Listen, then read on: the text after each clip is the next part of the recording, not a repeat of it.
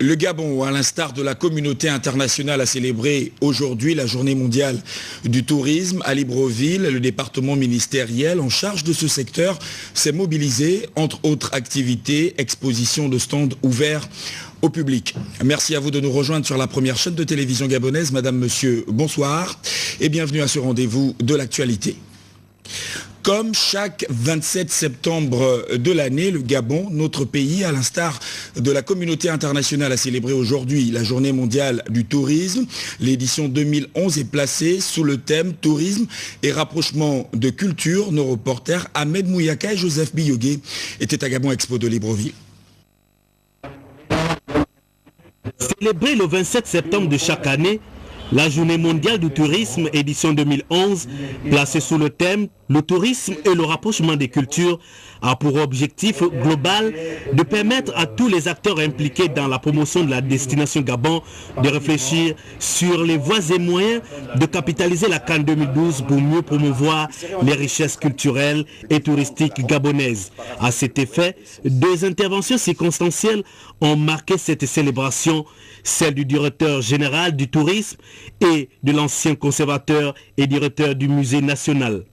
La circonstance qui nous réunit ce mardi 27 septembre 2011 est la célébration de la journée du tourisme, dont le thème pour la présente édition est le tourisme et le rapprochement des cultures. Un dicton populaire dit « La culture, c'est ce qui reste quand on a tout oublié ». À quelques mois de l'organisation de la Coupe d'Afrique des Nations et en prévision de l'afflux des touristes qui visiteront notre pays, je veux par anticipation rappeler de manière exhaustive ce qu'il restera de la culture gabonaise quand les visiteurs auront tout oublié. Le tourisme et la rencontre des cultures sont exactement la même chose. Il n'y a pas de tourisme s'il n'y a pas de rencontre de culture. Du moins, lorsqu'on parle du tourisme dans son acception première, dans sa conception la plus générale, n'est-ce pas, la plus courante, qui est le déplacement, le cheminement spirituel vers l'autre. Projection des magazines, puis visite guidée des stands par les officiels, dont celui du collectif de jeunes actifs du 1er arrondissement. On ne peut pas de tourisme sans pourtant parler d'un environnement propre. C'est pour cela que le CGA fait la promotion d'un environnement propre dans le cadre du rapprochement des cultures. Après cette première phase d'ouverture, les activités de cette journée se sont poursuivies à travers plusieurs communications. Le tourisme au Gabon, une opportunité intéressante pour booster le développement de notre pays. Plusieurs thèmes ont été abordés par les acteurs de ce secteur, cela en présence d'Armel Baoulé et Joseph Biyogué.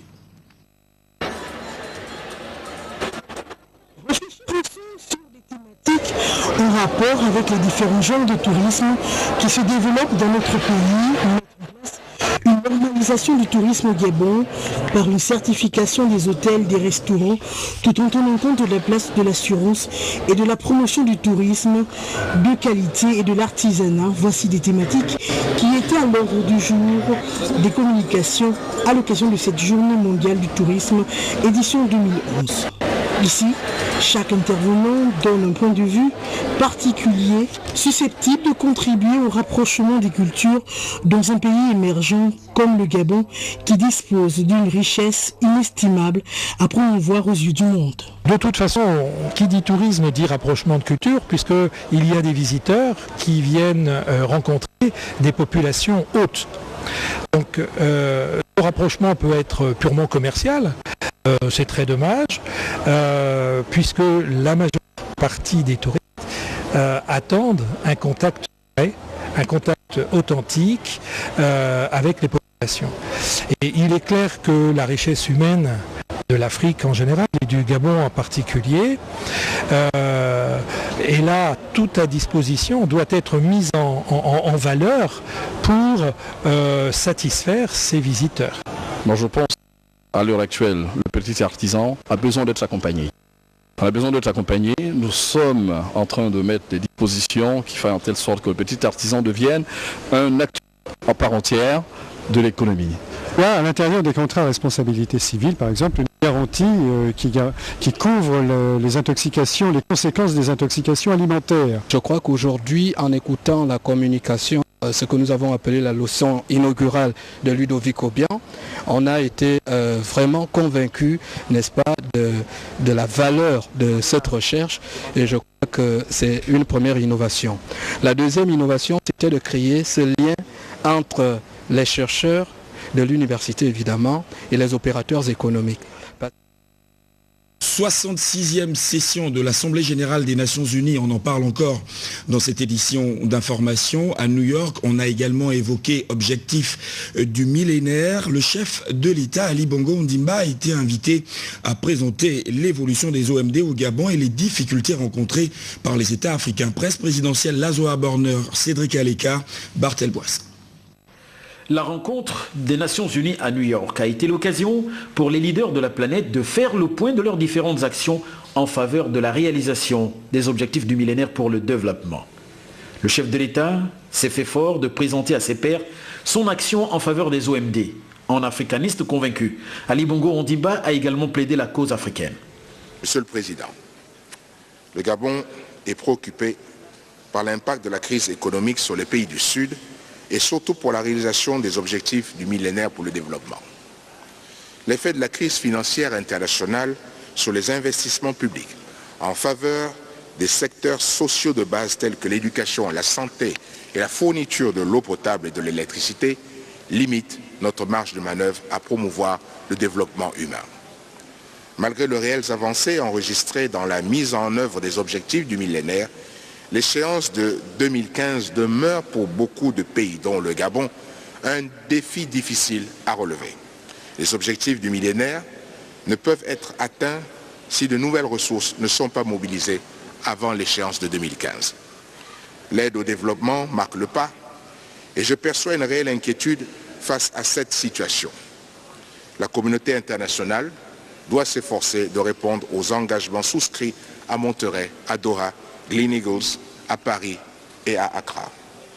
Il faut un nouveau partenariat mondial en faveur du développement pour assurer une croissance économique durable dans nos pays. L'aide doit s'accompagner de plus d'investissements directs et de plus de commerce juste et équitable. Pour mobiliser de nouvelles ressources, nous encourageons et soutenons les efforts en cours visant à institutionnaliser les mécanismes innovants de financement du développement. Dans tous les cas, chez nous, plusieurs chantiers témoignent de la volonté du chef de l'État et du gouvernement de faire avancer l'énorme roue des OMD. Voilà, c'était Ali Bongo Ondimba, le président de la République, chef de l'État au siège des Nations Unies à New York. Nous vous l'avons annoncé hier, le haut représentant du président de la Commission de l'Union africaine chargé de l'opérationnalisation de la force africaine en attente est en séjour au Gabon. Le général Sekouba Konaté est à Libreville pour des entretiens avec les responsables de la CAC, mais aussi et surtout avec les autorités gabonaises. Le récit de Célestin Nguema Obama. Au général Sekouba Konaté consiste à conduire des actions de plaidoyer auprès des États africains et des partenaires multilatéraux avec pour objectif renforcer leur contribution à la mise en place effective d'une force de paix africaine capable de soutenir des missions complexes. Il a également compétence de coordonner les organes techniques de la Commission de l'Union africaine chargée du montage de la dite force. En tant que partie prenante de la force africaine en attente, la force multinationale de l'Afrique centrale, FOMAC, dont l'état-major régional se trouve à Libreville, dispose d'un effectif d'environ 5000 personnes. Elle est composée d'unités militaires, de police de gendarmerie et d'équipes civiles susceptibles d'être déployées dans des opérations de soutien de la paix. Le haut représentant du président de la Commission de l'Union africaine, chargé de l'opérationnalisation de la force africaine en attente, y a d'ailleurs été reçu par l'ensemble des officiers et cadres civils de cette structure multinationale. Libreville est la 4e étape du périple en Afrique centrale du général Sekouba Konaté après le Cameroun, la Guinée équatoriale et le Congo-Brazzaville. Avant sa nomination à cette haute fonction auprès du président de la Commission de l'Union africaine, le général Sekouba Konaté avait conduit de façon exemplaire la transition de son pays, la Guinée-Conakry, au plus fort de la crise de 2009 à 2010. Voilà, une tâche peut-être pas difficile pour Sekouba Konaté qui avait conduit la transition en Guinée-Conakry. Rose Francine Rogombe, attendue au Canada. Le président du Sénat gabonais répond à une invitation officielle de son homologue canadien. Une visite minutieusement préparée par le groupe d'amitié Gabon-Canada du Sénat. Les précisions dans ce reportage de nos confrères de la presse du Sénat, Guy-Roger Lendira, Hilarion Akoumou. Sénat, Madame Rose Francine Rogombe. Gabon-Canada prépare activement au palais Léomba la prochaine visite de Madame Rose Francine Rogombe, président du Sénat gabonais au Canada, à l'invitation de son homologue canadien, l'honorable Noël Kinsella. Le groupe sénatorial et les experts des départements ministériels techniques concernés par la coopération avec le Canada travaillent ensemble pour peaufiner les différents aspects de la coopération qui seront évoqués avec le Canada. Lors de cette visite de Mme Rose Francine Rogombe, les différentes préoccupations des uns et des autres ont été prises en compte afin de renforcer les relations entre les deux pays. Nous avons eu plusieurs rencontres au sein du groupe pour préparer cette visite. Au jour d'aujourd'hui, nous avons effectué la dernière réunion. Nous avons tenu la dernière réunion, pour faire le point sur toutes les synthèses que nous avons eu à élaborer depuis le début de ces rencontres. Tout est fait prêt. Nous attendons justement que Madame soit de retour de sa mission à Addis Abeba pour nous faire le point, disons la synthèse générale, les différentes réunions, et pour qu'elle puisse maintenant à son tour voir s'il y a d'autres préoccupations. L'objectif principal des différentes réunions était de préparer au mieux la mission de Mme Rose Francine Rogombe au Canada à travers un document unique et définitif regroupant les besoins exprimés lors des échanges des différentes parties prenantes. Signalons que les relations de coopération entre le Canada et le Gabon ont été établies en 1963. Rappelons que les échanges commerciaux bilatéraux entre le Canada et le Gabon sont en croissance. Le Gabon était le deuxième marché d'exportation du Canada en Afrique centrale en 2010.